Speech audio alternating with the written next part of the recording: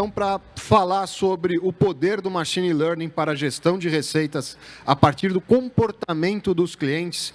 Eu quero convidar ela, que é empreendedora na área de dados e analytics desde 2000.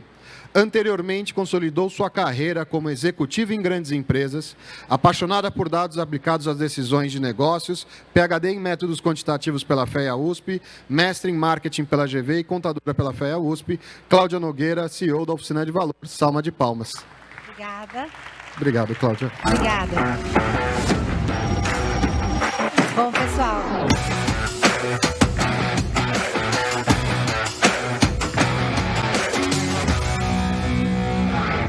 Legal. Primeiro, bom dia a todos. Espero que estejam me ouvindo. Eu falo às vezes um pouco baixo.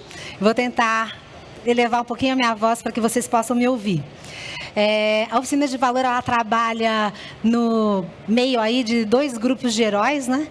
O lado da tecnologia, onde a gente viu Vila com toda essa infraestrutura de dados, e também pessoas que não têm toda essa infraestrutura, né? Então, a gente trabalha entre esse grupo e o grupo de negócios, que também são outros heróis, né?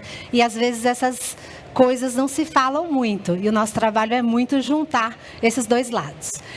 Eu vou falar um pouquinho do poder do Machine Learning para a gestão de receitas, e principalmente a partir do comportamento do cliente. Então, quando a gente fala do comportamento do cliente, né, a gente tem o seguinte, né, que despesas... Acho que aqui. Despesas você controla, receitas não. A receita, ela depende do cliente decidir comprar de você. Então, o nosso trabalho é trazer o cliente para dentro desse contexto, tanto do Machine Learning quanto da tecnologia.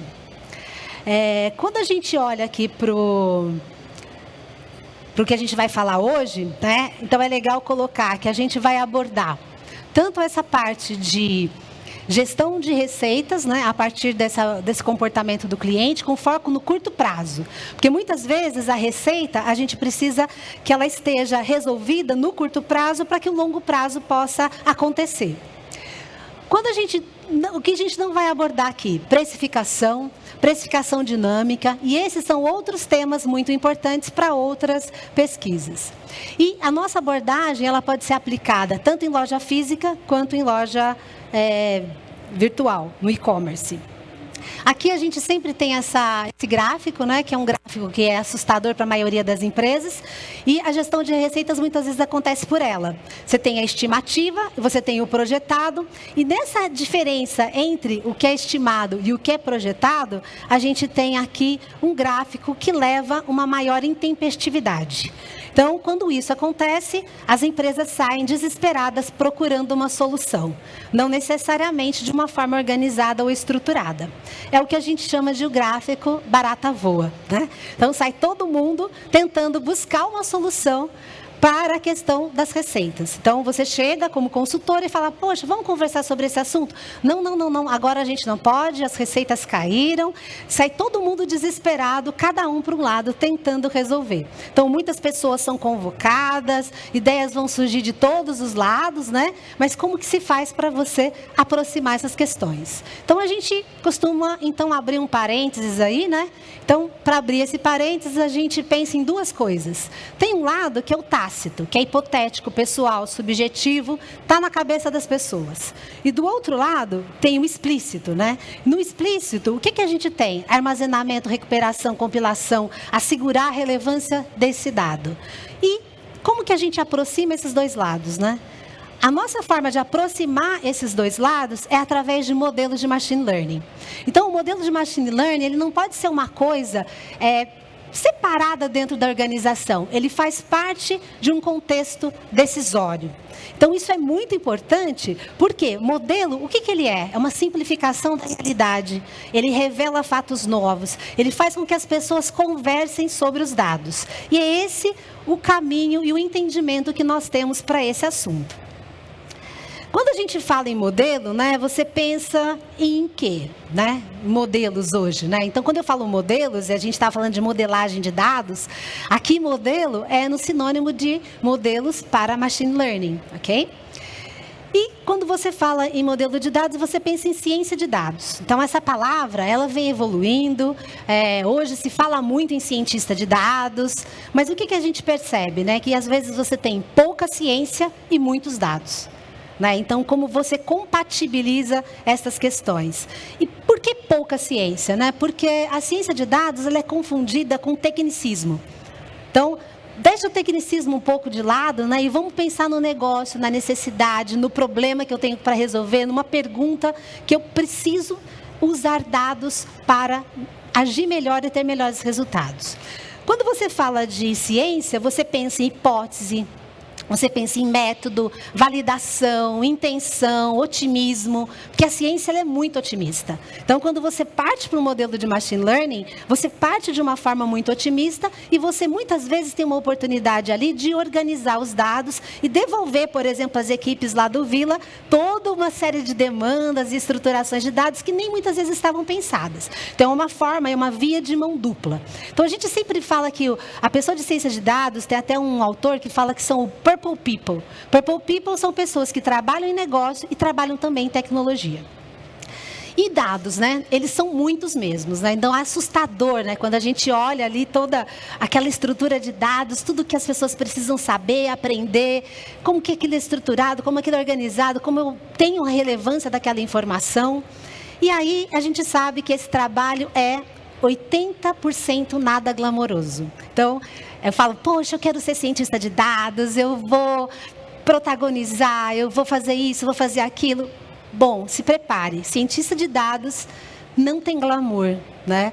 Porque é muito trabalho. Então, como que você busca aquela informação, como você trabalha aquela informação, como você traz essa informação para o seu dia a dia. Então, é muito importante saber que não é nada glamouroso. E quem é cientista de dados gosta disso. Gosta desse nada glamouroso processo, né, de lidar com a informação. É preciso muito a perseverança, método, né, para lidar com volume, garantir consistência, entender que aquilo reflete o negócio. E não tentar ferver o oceano. Então, imagina que eu tenho lá aquele oceano de dados. Não vamos ferver o oceano, né? Poucas informações, muitas vezes, elas são suficientes para modelar um determinado problema. E aí, o que a gente chama de parcimônia. Então, a gente vai falar um pouquinho dessa questão de parcimônia mais para frente. E a ideia é que a gente não vá prescindir aí também dos estatísticos, né? Então, quando a gente fala de machine learning, a gente pensa muito no cientista de dados, no cara da computação, mas é muito legal essa inter-relação entre ciência de dados, onde você tem o estatístico e as ciências da computação. As duas coisas andam juntas, né? É muito importante que essas competências estejam muito bem aproveitadas. Bom, então, ciência de dados é ser capaz de lidar com memória e com inferência. Quando a gente fala da memória e da inferência, o que nós temos aqui? Pessoas e máquinas. Pessoas têm memória, máquina tem memória. Para tomar o quê? Decisões envolvendo lembrar-se tanto das suas experiências quanto do que está lá reservado no seu banco. Como hoje você fala, poxa, muito do que você precisa já está dentro das suas bases de dados existentes. E a inferência, então, o que seria essa inferência? Estar ciente de uma decisão, das consequências daquilo. Então, você faz um modelo para entender o que pode acontecer e onde você pode atuar. Então, quando a gente fala do cliente, né, entender e dar vida à história de cada cliente e, ao mesmo tempo, prever o seu comportamento. Então, aqui a gente tem um exemplo de uma moça, né, que ela, na segmentação Brasil, que a gente usa na oficina, ela é uma jovem potencial da vanguarda e liderança, ela tem um determinado comportamento, ela está dormente. Então, ali você tem uma série de informações ligadas àquele indivíduo. E o que é a gestão de receitas? É um processo decisório que envolve planejamento, execução e controle. Na parte da memória, ou seja, que eu falei para vocês, tanto do tácito quanto do explícito, assim como dos modelos de inferência, parâmetros, estimativas, probabilidades, segmentações, para sustentar o quê? Criatividade e design. Não adianta nada ter todo esse processo, ter todos os dados, ter todos os modelos lindos, maravilhosos, memória, inferência, se a criatividade e design não está à disposição. E a outra questão também importante é lidar melhor com essas ortodoxias. Então, muitas vezes a gente coloca coisas nas nossas cabeças, as nossas crenças são de um jeito e os dados nos revelam coisas novas, né, que a gente nem estava percebendo. E quando a gente fala da comunicação entre esses dois lados, você tem uma combinação de ideias, e essa combinação de ideias, elas podem ser reorganizadas, né? Então, a sua memória reorganizando, levando uma sabedoria, e do outro lado, lidando com coisas complexas. O ser humano, ele não lida com 3 variáveis ao mesmo tempo. Então, quando você tem que fazer continhas com 3 coisas ao mesmo tempo, alguma coisa sai errada. A máquina está ali justamente para lidar com esses N parâmetros e os cálculos. Essas coisas, então, tem que lá na frente andarem juntas. É isso que a gente vai tentar mostrar para vocês. E quando a gente olha indicadores e tal, parece tudo muito embaralhado, né? Então, está tudo embaralhado, e aí a gente precisa organizar um pouco isso. Então, o que nós fizemos? A gente tem aqui um diagrama, né, que a gente usa, porque, na verdade, para saber a receita, você tem que saber os compradores e o gasto médio. Mas o que tem por trás disso, né? Então, a gente vai focar hoje um pouquinho mais nessa parte de probabilidade, tá bom? Então, vamos falar um pouquinho da probabilidade, porque a probabilidade, ela dialoga com uma coisa muito interessante, que é a intuição humana. Quando você fala o seguinte, olha, 80% de chance dessa pessoa voltar a comprar, e a outra 10% de chance. Então, você acha que 80% de chance é o quê? Poxa, tem maior, vai comprar, e o outro não. Então, é muito fácil as pessoas compreenderem a probabilidade. E quando a gente vai falando de probabilidade, né, esses modelos preditivos, a gente tem que pensar que para lidar com a probabilidade tem alguns pontos. A gente vai discorrer alguns aqui, né? E um é que modelos eles devem ser bons preditores de probabilidade.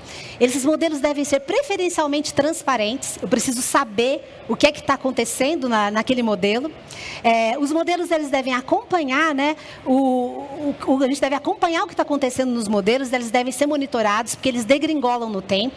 Os modelos devem ser automatizados, né? E utilizados em conjunto. Então, você tem um modelo de probabilidade, você tem um modelo de segmentação, essas coisas vêm em conjunto. E todos precisam conversar dentro das organizações sobre esse tema. Se alguém falar sobre a probabilidade, sobre o cluster, sobre a oferta, todo mundo tem que saber. Da área de tecnologia, a área de negócio, o presidente, a mesa de direção, né, tem que saber para onde está vendo realmente a organização. E quando a gente fala de modelos devem ser bons preditores de probabilidade, a gente tem que entender que modelos de machine learning não são bons preditores de probabilidade, né? Eles conseguem, na verdade, fazer um ranqueamento muito bom. Mas na hora de prever qual é a chance, você precisa de algumas coisas a mais. Então, se você falar, poxa, vou pegar ali um conjunto de dados e vou começar a fazer meu modelo, não necessariamente você vai ter probabilidade, ok? Então, aqui a gente tem um exemplo, né? No caso do exemplo, a gente tem uma linha perfeita. O que é essa linha perfeita? É onde a gente olha aqui o que eu previ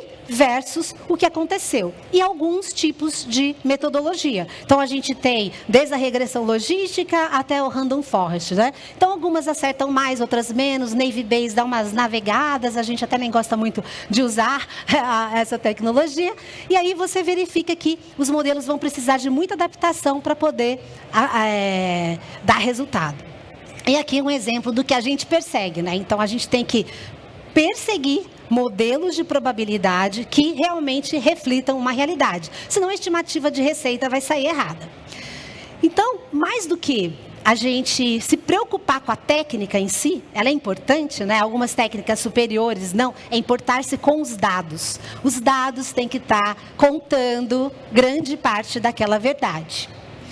E próxima coisa é que esse modelo deve ser preferencialmente transparente. Eu tenho que saber, se você fala assim, olha, a chance é 90%, por quê? É 10%, por quê? Então, é justo, né, que o decisor consiga entender o que está por trás de um modelo. Então, esse conhecimento e aprendizado, né, ele traz conforto cognitivo e faz com que as pessoas adotem a modelagem de uma forma muito mais simples. Quando a gente fala de um exemplo didático, né, então a distância à loja, né, de mais próxima, e do outro lado eu tenho o número de visitas às lojas e a probabilidade de comprar. Então, aqui um exemplo básico, aqui formando uma rede bayesiana. Então, você sabe que também que número de visitas às lojas vai interferir nessa probabilidade. Aí eu corto essa relação, distância e probabilidade. Então, digamos que você fala, não tenho distância. Não tem problema, porque outras variáveis vão dar conta desta informação. Então, não pense em abundância de dados, mas pense em bons dados que vão resolver seus problemas. A distância à loja, ela vai ser importante como um atributo do modelo de clientes, né? Então, na visão única do cliente, eu tenho que ter minha distância. A distância pode entrar em alguns modelos, mas não necessariamente. Então, o modelo que eu falei, ele é parcimonioso. A gente tem que entender, muitas vezes, o que cada variável significa. E, muitas vezes, você trabalhar com a distância, ela te ajuda a entender que você tem um cluster geográfico. Você pode chamar essa pessoa por e-commerce, porque ela não está comprando, porque ela mora de forma distante. Então, às vezes, você vai combinar tanto modelos com regras. Então, regras também são muito válidas dentro do processo de negócio. Então, o que a gente fala, né, da distância, ela faz parte da visão do cliente, mas não necessariamente de uma modelagem. Aqui é um exemplo de uma rede bayesiana, que ela é mais complexa, mas ela é muito boa para pensar em probabilidades e ela é muito boa também para você pensar na interação das variáveis, porque fica tudo muito transparente e você olha a relação entre elas. Ela tem intenção de buscar causalidade, é diferente da estatística clássica, onde a causalidade é colocada fora. Você fala em correlação, mas você não fala em causa. A rede bayesiana, ela tem esta intenção e é uma técnica em evolução. E eu estou falando aqui para vocês porque assim, vale a pena pesquisar e vale a pena estudar, porque ela traz muita coisa interessante para os negócios. Um exemplo didático, né? Muitas vezes eu não tenho nada, vamos lá, vamos fazer aqui uma regressão logística, né? Opa, vou para frente aqui, desculpa. Na regressão logística, onde você tem as variáveis, os pesos, o modelo e a probabilidade calculada. E cada indivíduo no seu banco de dados vai ter os atributos e essa probabilidade, que ela pode ser baixa e alta. E muita coisa pode ser feita a partir de uma regressão logística. Vou mostrar um exemplo da loja da abundância aqui, que ela desenvolveu um ótimo modelo ali com probabilidades. Então, a gente não pode apresentar dados reais, dados fictícios para mostrar para vocês. Então, aqui, o que nós temos, né? Nós temos aqui clientes, 10 milhões e 300 mil clientes, 300 mil entraram no mês, e a gente dividiu em 1 milhão de clientes aqui, e a probabilidade de comprar nos próximos 4 meses, tá? Então, aqui você tem 80% e aqui tem 6%. Então, como que você calculou isso? A partir de um modelo de machine learning. E aqui do outro lado, o que nós temos, né? Nós temos aqui o gasto médio e o faturamento. Se nada acontecer, este será o faturamento. É terrível quando você calcula, verifica e fala, poxa, o modelo realmente previu o faturamento. Só que o objetivo não é só prever o faturamento, é agir sobre ele. É poder fazer com que as coisas realmente aconteçam. Então, vamos supor que você é uma loja do varejo, você tem lá edredons sobrando, né? Já que o inverno não foi tão grande. Você vai lá e vai entregar esse edredom. Para quem? Eu quero levar para quem tem grande probabilidade de voltar, porque eu sei que ele vai à loja, então ele vai levar esses edredons que estão aqui. Os que têm baixa probabilidade e eu deveria trazer. E também os novos. Quero contar para ele o que eu tenho nesse mundo. E estou buscando aqui em torno de 80 milhões de resultado. Quando a gente olha para isso, né, então eu chamo aqui de um efeito borboleta, né? Nesse efeito borboleta, você fala de 80 milhões, mas você quase não mexe as suas curvas, né? Quase você não mexe nessas suas probabilidades. Entretanto, você consegue saber, pelos seus parâmetros anteriores, de onde veio essa receita. Então, essa receita de 80 milhões, ela veio de onde? Ela veio do aumento da taxa de compradores. Então, realmente, você teve sucesso naquela campanha e trouxe aumento da taxa. E também pelo valor médio, porque essa categoria tinha um valor maior. Então, de onde veio o resultado? Esse gráfico, muitas vezes na prática, é o contrário. A ativação, que a gente chama a taxa de recompradores, ela é vermelho e perde-se. Perde-se em receita, porque perde-se em taxa de ativação, né? E do outro lado, muitas vezes, aumenta-se o preço, né? Então, fecha-se loja, se aumenta-se preço de uma forma intempestiva, sem necessariamente você buscar o melhor que você teria para o negócio. Aqui eu chamo de efeito borboleta, porque é muito, muito, muito, muito difícil você conseguir mexer num portfólio extremamente estruturado e fazer com que as coisas aconteçam e as pessoas creiam naquilo que está rolando. Então, o que é importante? trabalhar com hipóteses, trabalhar com testes, criar laboratórios, fazer esquemas paralelos, né, que estejam competindo com o dia a dia do negócio, para internalizar todo esse processo dentro da organização. E modelos devem ser acompanhados. Por quê? Eles degringolam no tempo, seja pelos dados que são carregados, seja pelos algoritmos que também vão perdendo precisão.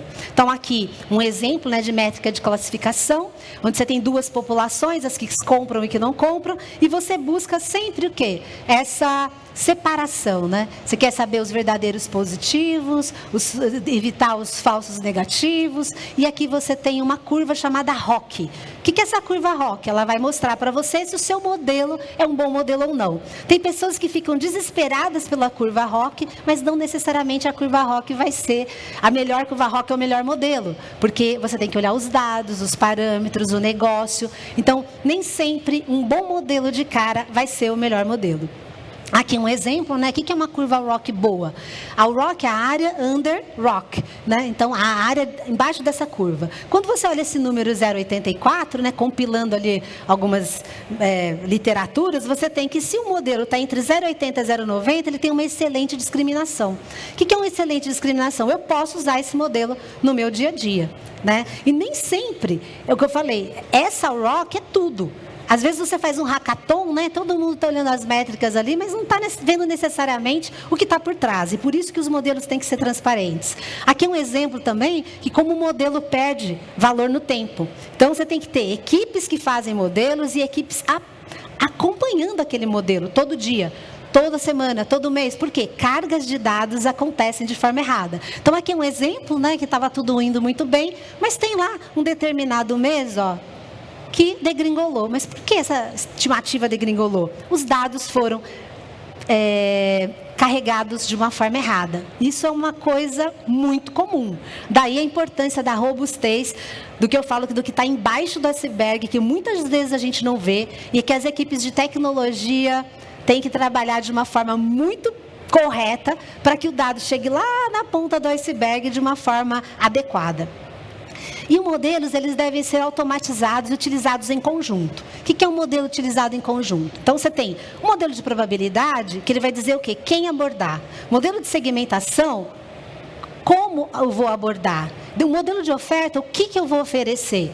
E isso está totalmente ligado ao mesmo cliente. Então, você olha tanto a questão de geodemográfico, probabilidade, cluster, oferta, e tudo isso tem que estar colado no cliente. Então, cluster é mais uma daquelas pecinhas ali daquele modelo. Aqui tem um exemplo, né, que foi feito com o Self-Organized Map, onde a gente tem aqui 17 clusters, né? Então, poxa, 17 clusters, né, é muita coisa. De pensar que cada quadradinho daquele pode ser um cluster separado, mas ninguém aguenta. A sanidade mental não vai dar para isso. Entretanto, cada quadradinho daquele, ele serve num processo de automação, tornando aquilo muito mais rico. Então, onde é que você trabalha em grupo, quando é que você trabalha separado? Quer dizer, qual que é a métrica? Não é simplesmente você começar a fazer modelos, de chegar com 124 possibilidades de clusters, né?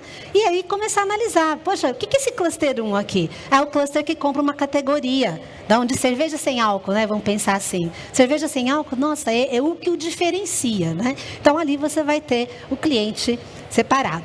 A outra questão, né? Quando você faz isso, é legal quando você coloca, né, numa carinha ali, o seu cliente, o Laudenir, né? Então, você tem a probabilidade dele voltar a comprar, você tem o índice de desenvolvimento do local que ele mora, você tem a probabilidade aqui, o que ele compra e, principalmente, manutenção e cross-sell. Já pensou se você tiver que pensar no edredom todo dia? Cada coisa, deixa para pensar em coisas específicas e deixa a máquina calcular qual é a próxima oferta para manutenção e qual é a próxima oferta para cross-sell. Então, isso pode ser feito de forma automática. Aqui, quando você tem essa situação, né, você coloca aqui a manutenção e você coloca aqui o cross-sell. E você tem todas as ofertas pensadas e o sistema fazendo a mensuração. Essa outra pessoa, é uma ocasional, ela apenas passou ali, comprou um vinho, o que eu poderia oferecer para essa pessoa, sabendo que ela mora perto de onde eu estou.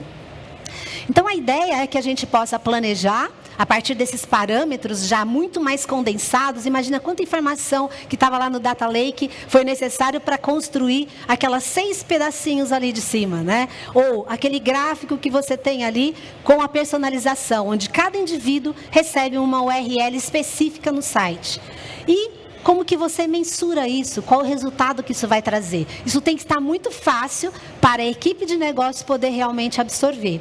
E também, agora com a AI generativa, você consegue gerar, que foi gerado um texto a partir de uma URL, que já ajuda as pessoas a saírem, né, do vazio, né? E falar, poxa, como que eu falo com cada uma dessas pessoas que receberam aquela URL específica?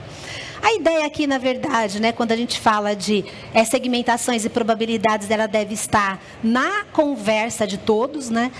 Existe muito espaço para ampliar essa conversa. As equipes técnicas ou as pessoas de competência técnica, às vezes elas ficam isoladas num cantinho.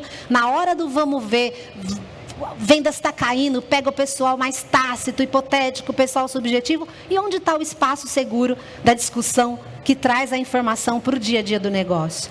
E não confinar modelos na área de CRM. Por quê? Porque senão fica só o pessoal lá de CRM tentando usar aquele modelo, não consegue mostrar o quão estratégico é aquela informação para outras áreas, como pesquisa de mercado, como para o próprio e-commerce. Então, assim, é muito complexo quando fica confinado em um único departamento. E usar modelos, né, como ponto central de estratégia. Agir de forma intencional sobre a cultura. Então, a partir do momento que você começa a criar workshops, né, conversando sobre esse assunto, o que a gente chama de oficinas do conhecimento, né, você faz com que as pessoas internalizem para depois externalizar e gerar estratégias baseadas em dados. Quanto mais o tempo passa, mais vocês vão depender de clientes internos, conhecidos ou mais ou menos. Então, investir em conhecer esse cliente e guardar essa informação o máximo que vocês puderem. O processo de comunicação em CRM, ele acaba sendo apartado das outras áreas e você precisa então trazer pesquisa, compras. Se compras, cadastra um produto de uma forma errada, já era. Então, assim, todas as empresas têm que pensar que lidar com cliente, lidar com dado de cliente é uma coisa corporativa. E dados, modelos, eles podem engajar pessoas e engajar também conversas objetivas. Porque é muito chato ficar falando de ideias, né, sem um lado concreto e pensar, bom, se eu mexer aqui, qual o resultado que eu tenho lá? A ideia também aqui é ter a gestão, né, sobre as receitas e apostar nos dados contra a intempestividade. Que a coisa mais chata que tem é o processo do barata voa, né? Sai todo mundo correndo, ninguém faz nada, cancela tudo, ninguém consegue mais pensar em absolutamente nada.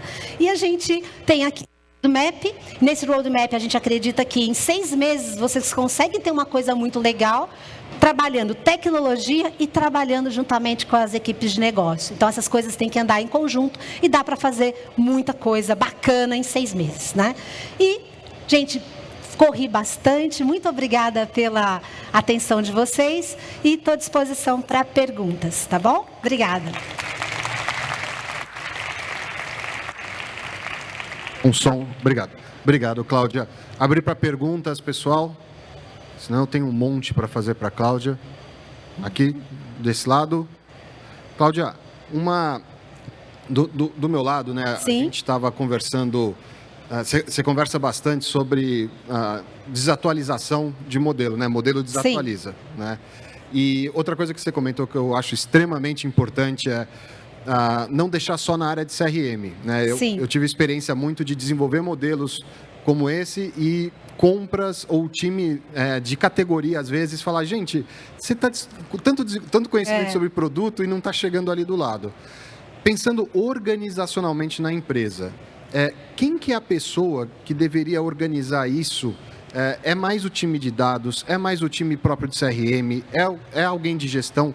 Quem que você entende que deveria ser o guardião para não deixar essas coisas acontecerem? Olha, eu acredito em guardiões em diversas áreas. E eu acredito que só funciona quando o topo da organização tem essa consciência. E entende quem são as pessoas que são os early adopters dentro da organização para fazer aquela coisa girar. uma pessoa, um departamento, uma área, acaba ficando aquela coisa, nossa, tenho que ir lá naquela reunião da área. Não. O presidente tem que falar, ele tem que entender a probabilidade da receita dele dos próximos 4 meses. Ele tem que saber cobrar as pessoas em cima disso. Então, eu entendo que é o presidente da empresa que precisa lidar com essa questão. Em varejo, né, eu trabalhei lá na Netshoes, como você sabe. Sim. O Márcio, que era o empreendedor da Netshoes, ele falava assim, Nasser, não vem me falar que tem Dia dos Pais esse ano, nem Black Friday, né? Se tem um calendário de marketing, a gente sabe, então se organiza para isso. Sim.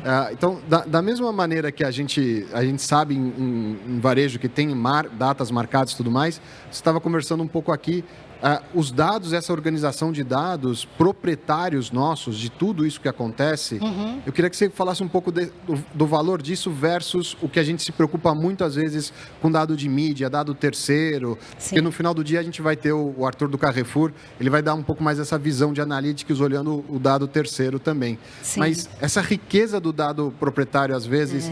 de ser repetitivo, e às vezes a gente não perceber isso. Né?